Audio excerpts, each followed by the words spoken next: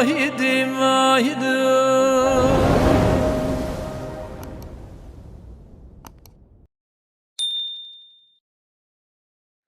Bonjour à tous et à toutes. Nous nous retrouvons pour un nouveau partage sur YouTube. Nous sommes aujourd'hui Yom Chamishi, Chet Macheshvan Hetafin Pevav, le 8 Macheshvan 5786. Nous sommes la paracha Lech Lecha. Y a-t-il un meilleur titre, une meilleure occasion pour parler sur le thème central de cette paracha, qui doit être l'œuvre, l'accent, ce sur quoi chacun d'entre nous doit se poser la question. De quel titre parlons-nous? De quel mot parlons-nous? Emouna. Que veut dire Emouna? Croire. Il est indissociable. On ne peut pas parler du Klal Israël, du peuple juif, sans parler d'Emouna. On ne peut pas parler des 613 mitzvot, 113 commandements, sans parler d'Emouna. Nous sommes Ma'aminim bnei Ma'aminim. Nous sommes croyants, fils de croyants. Al-Mil Ishaen al-Avinu Sheba Shamayim. Lorsqu'un juif se pose la question, lorsqu'il est devant une épreuve, et qu'il ne sait pas où ça va l'amener, mais aïn yavo Ezri. Il se pose la question d'où rêve l'aide. Ezri me'im Hashem. L'aide vient d'Hashem. C'est-à-dire qu'en fait, la Emouna, c'est un quoi, c'est une force qui est omniprésente dans la vie de tous les jours. Ani ma'amin be'emouna shlema bebiat HaMashiach. Je crois d'une foi inébranlable dans l'avènement de Mashiach. D'ailleurs, il y a un lien étroit entre le premier commandement et la croyance en Mashiach. Le premier commandement d'Aseret Adivrot, le 6 Sivan de l'année 2448, Anochi Hashem Elokecha Asher Hotzeticha me'eret Mitzrayim. Je suis l'Éternel ton Dieu qui t'a fait sortir d'Égypte. Klal Israël sort d'Égypte Bechoar Gadol Uviat Chazaka, d'une main forte. N'est-ce pas la plus grande leçon des Mouna, de croyance? D'ailleurs, ceux qui n'ont pas cru en cette libération ne sont pas sortis de Mitzrayim, ne sont pas sortis d'Égypte. Lorsque Moshe Rabbeinu vient et dit Pakod Yifkod Elokim Etrem, ce que Yosef avait dit au préalable, le jour où le libérateur viendra et dira ce Pakod Yifkod, que souvenir Hachem s'est souvenu du clan d'Israël. L'Igrego à la Géoula, 400e du clan d'Israël n'ont pas cru en cette libération. Et après cette servitude, ce chibout, cette affliction, etc. Moshe Rabbeinu libère le clan d'Israël. Il sort de Mitzrayim. Période dans le désert. L'Echter acharai bamidbar be'eretz lo zroa. Nous faisons l'éloge du clan d'Israël, de sa émouna, de sa croyance, de sa foi, qui a suivi aveuglement Moshe Rabbeinu, la volonté d'Hachem, avec innocence, dans une terre l'ozroa, une terre aride, une terre qui n'est pas ensemencée. Cette histoire-là, de cette croyance, est née avec Mashiach. Car croire en l'avènement de Mashiach, Vekibatztim, que le jour viendra où Hachem va ramener le clan d'Israël en Eretz Israël, eh bien c'est quelque part la conséquence de cette croyance que Hachem a libéré le clan d'Israël de Mitzrayim. Nous avons été libérés d'Égypte. envers et contre tout. Nous serons libérés de cet exil envers et contre tout. Quelque part, on comprend que Goel Rishon ou Goel Acharon, premier libérateur et le dernier libérateur. Premier libérateur, c'est Moshe Rabbeinu, qui reçoit la Torah d'Hachem. Moshe qui met Torah Messinaï. Ça, c'est donc le premier commandement. Vous avez entendu d'Hachem. Pourquoi c'est le premier commandement? Avec bien sûr tous les commentateurs qui existent. Anochi Moshe Anochi. Parce que la Torah, effectivement, se dévoile, Hachem va se dévoiler à travers la Torah. Exact. Mais pas seulement cela. C'est qu'il y a un lien étroit entre Matan Torah et Biat Mashiach. Il y a un lien étroit entre le don de la Torah et l'avènement de Mashiach. Moshe Rabbeinu lui-même a dit à Kreboch, Shlach Nabiat Tishlach, dans ce fameux dialogue entre Hachem et Moshe Rabbeinu devant le buisson ardent. Hachem qui dit à Moshe Rabbeinu, j'ai entendu les plaintes de Klal Israël. Va Mitzrayim. Qu'est-ce que Moshe Rabbeinu répond? Shlach tabiati shlach. C'est-à-dire, envoie celui qui va rentrer avec eux en Eretz Israël. Rashi rapporte que Moshe Rabbeinu a prophétisé qu'il ne va pas rentrer en Eretz Israël. En sofu likanes laaretz. Ma fin n'est pas de rentrer en Eretz Israël. Donc on voit bien ici, quand on parle d'Eretz Israël, Mishkan, Bet Hamikdash, sacrifice, etc., avec toutes les mitzvot avec Eretz Israël, la finalité même du don de la Torah. Donc Moshe Rabbeinu, lui-même, dans sa doléance à Akadosh Baruch Hu, demande à ce que ce soit celui qui reçoive la Torah, qui amène le peuple en Israël. Hachem va dire non. La mission, c'est la tienne. Puisque Moshe Rabbeinu, concrètement, a eu cette demande, puisque c'est comme ça, tu vas descendre à Mitzrayim, tu parles avec Paro, et Aaron Achicha Yeneviecha, Aaron ton frère sera ton interprète. Tu peux parler à Paro, etc. Nous connaissons l'histoire.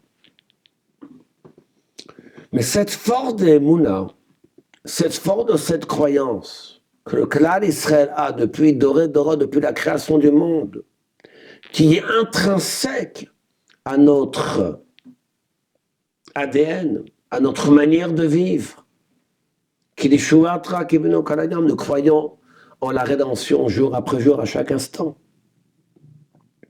Mais il n'y a pas seulement cela. Et là, je me permets ici de revenir avec Avraham Avinu. Avraham Avinu est celui qu'on appelle Rosh Hamaminim, c'est-à-dire le premier des croyants. Le premier des croyants. Avraham a été éprouvé 10 fois. Nous avons ici un paradoxe qui est fort intéressant,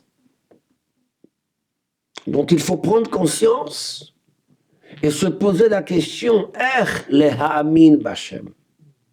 Comment doit-on croire en Dieu? Doit-on se contenter d'une émouna pshuta, d'une croyance simple, qui doit être effectivement l'œuvre et la réflexion de chacun? Anima min ben ami, je suis croyant, fils de croyant, donc l'histoire s'arrête là. D'ailleurs, c'est ce qu'on dit comme émouna besuteret, une croyance qui est cachée, qui existe en chacun d'entre nous. Eh bien, nous allons avoir un message, la paracha de cette semaine, paracha Lech Lecha, qui nous dévoile quelque chose de nouveau. Le paradoxe entre Noach et Avram, Noach qui a vécu 10 générations avant Avram. Le père de Noach s'appelle comment? S'appelle Lémech. Lorsque Lémech a eu son fils, il appelait Noach Zaina Chameinu. Ce garçon-là va quelque part nous consoler de toute notre tristesse et l'œuvre de nos mains, de toute cette déchéance du monde. Puisque concrètement, Noach va donc construire une teva, une arche. Et donc quelque part, On appelle bien le Maboul Menoach, les eaux de Noach. Noach, dans le sens de Menocha de repos, il va porter ici cette quiétude, cet apaisement, dans le sens de Nechama de consolation. Donc, quelque part, Noach a aussi un titre. Noach, d'ailleurs, comment est-ce que les mères savaient cela? Les mères disent que si cet enfant qui va naître est Maoul, est circoncis, ce serait effectivement un signe dans cette consolation. Noach est né circoncis. Donc, la mère a appelé son fils Al-Shema Atid sur la grandeur de cette personne-là. Cet enfant qui naît va apporter un message de sérénité, de quiétude, d'apaisement sur terre. Et parallèlement, je dirais même à contrario avec ce qu'on est en train de dire à l'instant, Noach était Mekatne Amana, était parmi ceux qui avaient une petite émouna, une petite croyance. Tellement que lorsque le Maboul commence et que les animaux, sa famille sont entrés dans l'arche, Noach qui était encore à l'extérieur de l'arche, la pluie commence à tomber. Il doutait encore. Est-ce que cette pluie va porter ici un déluge? Il a fallu que Maragavre d'Afola Matabinyan, parce que l'ange Gabriel le pousse. Ça, c'est donc Noach. Noach, qui peut-être certes est né circoncis. Noach, dont le père, les mères, a vu en lui un garçon particulier. C'est exact. Mais Noach, qui n'a pas fait rentrer une seule personne dans l'arche, à part sa famille, qui a construit une arche pendant 120 ans. Et lorsque les gens lui demandaient pourquoi est-ce que tu fais une arche, il répondait parce que Hachem s'apprête à exterminer le monde. Y a-t-il quelqu'un qui rentre dans l'arche? Personne ne rentre dans l'arche. Et pourtant, il est circoncis, il avait un nom particulier, etc. 10 générations plus tard, donc nous sommes en 1948, naissance d'Avram. Avram, son père, qui s'appelle Terach.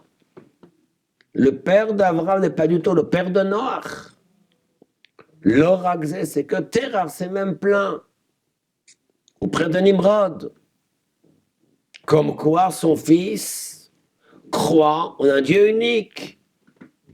On connaît bien ce qui rapportait que Terach, qui était en Vède, qui était idolâtre, donc il avait ses statues, n'est-ce pas? Et qu'il mettait à manger devant ses statues. Et qu'un jour, Avram, qui a donc cassé les statues, qui a donc mis ici dans la main d'une des statues ici, il a donc mis ici un bâton. Mais que s'est-il passé? Ah oui, ils se sont battus par rapport à la nourriture. Tu es suffisamment stupide pour croire une chose pareille lorsque nous parlons ici de statues. Et donc concrètement, Terach, voyant un fils qui pense qu'il est un Dieu unique, il va s'adresser à Nimrod.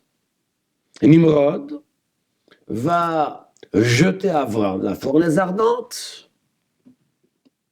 Ah, tu dis qu'il y a un Dieu unique, on va voir si ton Dieu va te sauver. Avram Yatzachai, Avram est sorti vivant. Et nous voyons qu'Armavino, qui est celui qu'on appelle Rosh Hamaaminim, à la tête de tous les croyants, a une dimension particulière. Quelle est cette dimension?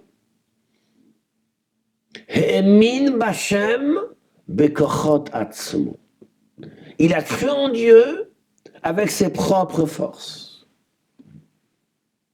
Là est la grandeur d'Armavino, et c'est quelque part ça que nous recevons en héritage. Amin, comment croire en Dieu?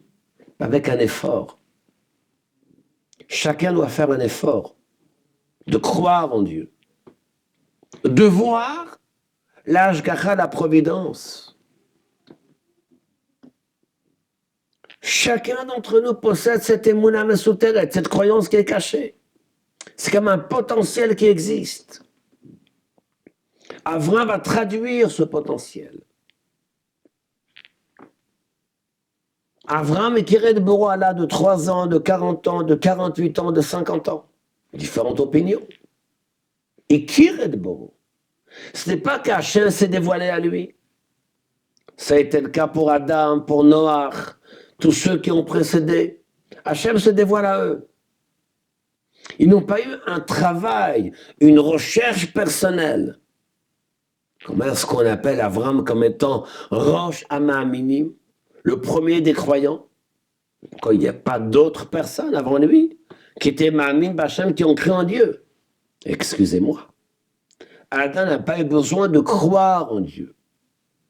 Hachem se dévoile à Adam Arishon. Hachem se dévoile à Noach. Tu n'as pas besoin de croire, c'est devant toi. Ah, par contre, une personne qui n'a pas la manifestation d'Hachem de but en blanc, mais tu fais un travail sur toi-même, là tu es digne de louange. Là tu t'appelles un Ma'amin, là tu t'appelles un croyant, ta dimension est beaucoup plus grande. Avraham n'est pas né circoncis, contrairement à Noach, c'est exact. À quel âge Avraham fera-t-il la Brit Mila? C'est la consécration à l'âge de 99 ans. Il va, comme disent Chachamim, qui aime kol haTorah kula shelo nitna. Il a accompli toute la Torah avant qu'elle n'ait été donnée. Il y a une mitzvah qu'il n'a pas accomplie. Quelle est-elle? La mitzvah de la Brit Mila, la circoncision. Il a dit que si Hachem me donne l'ordre de faire la Brit Mila, et que c'est une chose que j'ai déjà faite, comment pourrais-je la refaire? Donc il n'a pas fait la mitzvah. Il a attendu à ce que Hachem lui donne la mitzvah. Chose que nous verrons avec dimanche, c'est ce que la Torah écrit. Ça fait partie l'une des épreuves de ma vie, nous. Il va se mettre sur une table, prendre ici un silex et se faire soi-même la Brit Mila. Ça, c'est la force d'un homme qui introduit pour chacun d'entre nous cette capacité de croire en Dieu avec ses propres forces, avec sa propre réflexion. Je pense que le message est là. Le message de cette semaine, le Ha'amin B'Hashem, croire en Dieu, se fatiguer dans cette croyance. La croyance en Hachem doit se traduire par d'autres yeux, d'autres oreilles, une manière de parler différemment et de voir les choses. L'irot et hashgacha, de voir la providence d'Hachem, de prendre conscience de tout ça. Ça se traduit par la tfila. C'est une prise de conscience. Ça se traduit par un cheshbon nefesh, par un bilan, ne serait-ce un temps par semaine, par jour. Alors faisons en sorte, nous aussi, à l'instar de celui qu'on appelle Rosh Hamaaminim, celui qu'on appelle le premier des croyants, celui qui a travaillé pour cette croyance. Et regardons la réussite d'Avraham. Lorsque certains peuvent croire que cet homme-là, va-t-on continuer? Y a-t-il une suite à cette croyance? C'est pas une génération, c'est pas 2 générations. Mais ceci continue depuis ma vie, nous, jusqu'à aujourd'hui. Nous associons à cette croyance qui est innée en nous, ce travail personnel. Cette volonté, cette vocation de travailler la Emouna, de se poser des bonnes questions, d'approfondir cette croyance et de connaître Dieu différemment. Merci et à bientôt.